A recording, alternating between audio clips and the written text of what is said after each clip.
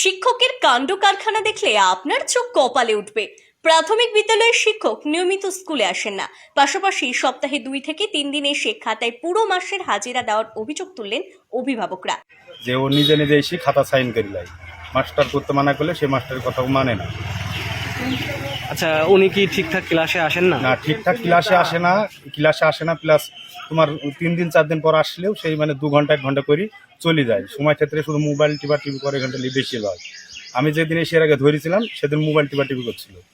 যে কদিন বিদ্যালয়ে আসেন সে কয়েকদিন বাচ্চাদের দিয়ে কপাল হাত পা টিপিয়ে নেওয়ার অভিযোগ উঠল প্রাথমিক বিদ্যালয়ের শিক্ষকের বিরুদ্ধে। মাস্টার ঘুমি দেখবার এই 1 বছর আগে আসলেই পাটি পান হাত টিপানো, এই হেডমাস্টার না, ওই তন্ময় মাস্টার বলছে না, সেই মাস্টারটা হাত পা টিপি লিবে আমার ছেলে।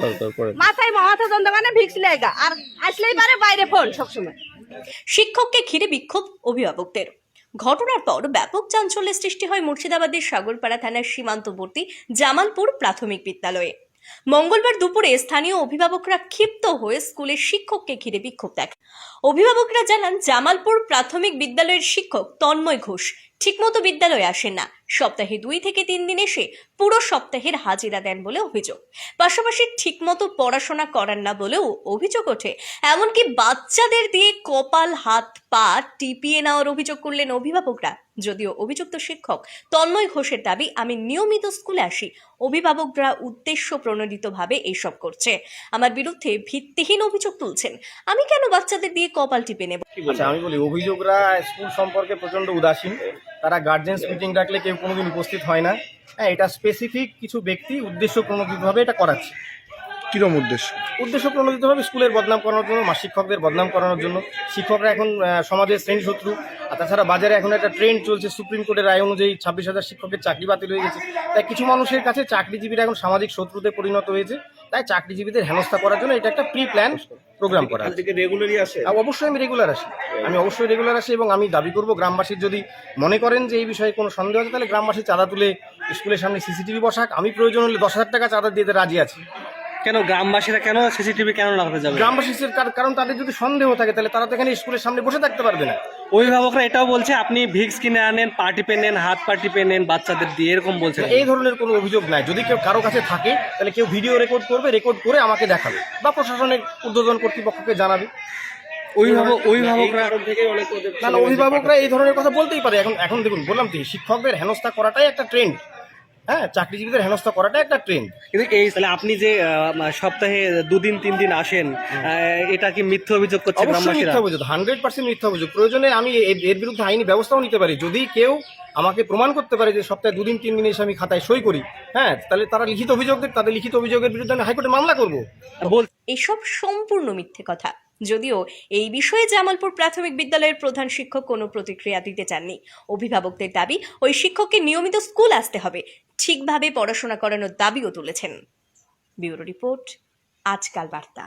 এই ব্যাপারে আমরা পূর্বে একটা অভিযোগ পেয়েছিলাম, তো সেই অভিযোগের ভিত্তিতে ওনাকে ডাকা হয় এবং ওনার স্কুলে যাওয়া হয়, ভিজিট করা হয়, এবং ভিজিট করে সেই দিন ওনাকে স্কুলে পেয়েছিলাম এবং ওনার হাজিরা খাতাও দেখেছিলাম, টোটাল অ্যাটেন্ডেন্স রয়েছে এবং কোনো লিখিত অভিযোগ বা কোনো রকম কিছু তথ্য আমার কাছে যদিও এখনও এসে পৌঁছায়নি, তবুও আমরা আমাদের মতন যেহেতু ভার্বালি কিছু অভিযোগ পাচ্ছি, বিষয়টি তদন্ত করে অবশ্যই দেখব এবং ঊর্ধ্বতনকে অবশ্যই এই ব্যাপারে দৃষ্টি আকর্ষণ করব। তার মনে করো 2 ঘন্টা 1 ঘন্টা পড়াবে, তা মোবাইলে ব্যস্ত হয়ে থাকে।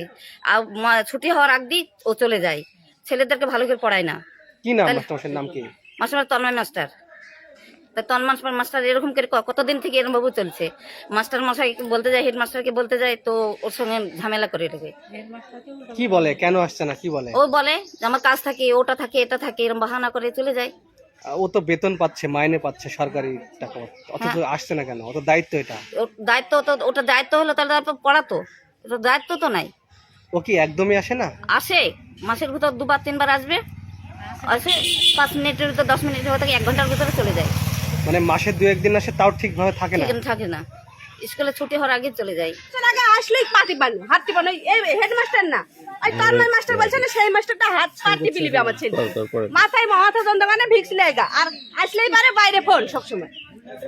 ওইদিকে শীতের টাইম ওই রোদে বসি আর গরমের টাইম ওই গাছের তলায় বেশি। কিন্তু স্কুলের স্টুডেন্টরা তো বলছে আরে বাচ্চারা ভয়ে কি বলছে না বলছে সেটা তো শুনে লাভ নাই, আমরা বড় মানুষ আমরা যেটা বলছি সেটা তো শুনবেন নাকি? না বিশেষ করলে হেডমাস্টার আছে, হেডমাস্টার দুবার মিটিং ডেকেছিল যে তোমরা ব্যবস্থা নাও, আমরা কিছু ব্যবস্থা নিতে পারবো না, মানে আসেই না স্কুলে, এক সপ্তাহ 2 সপ্তাহ আসেই না। না বিশেষ করলে আপনি হেডমাস্টারকে শুনবেন, আমরা যদি মিথ্যে বলি বাচ্চাদের দেখালি হবে না, যেগুলো বড় মানুষ আমরা বড় মানুষ মিথ্যে বলবো না। স্কুলে তো পড়ালে আপনার ছেলে আছে স্কুলে? ছেলে আসছে না, পরে আজকে তো নাম আছে তো স্কুলে? হ্যাঁ নাম আছে, কোন শ্রেণীতে পড়ে? ও 3তে পড়ে। আজকে কেন আসেনি? আজকে আসলো না, ওই আজকে উপোস আছে তাই বলছে, ওইটুকুনো ছেলে উপোস আছে তাই বলছে, তার আসতে চাইছে না। এমনি হেডমাস্টারের ব্যবহার ভালো, মিথ্যে কথা বলে লাভ নাই। ওই তন্ময় মাস্টার, বিশেষ করে তন্ময় মাস্টার হাত টিপানো পা টিপানো, অন্য মাস্টার টিপাই না, মিথ্যে কথা বলে লাভ নাই। ওই হেডমাস্টারের নামে বলছি না তো। আর ওই তন্ময় মাস্টার আসেই না স্কুলে, এই দানি থেকে একটু আসছে, মিথ্যে কথা বলে লাভ নাই।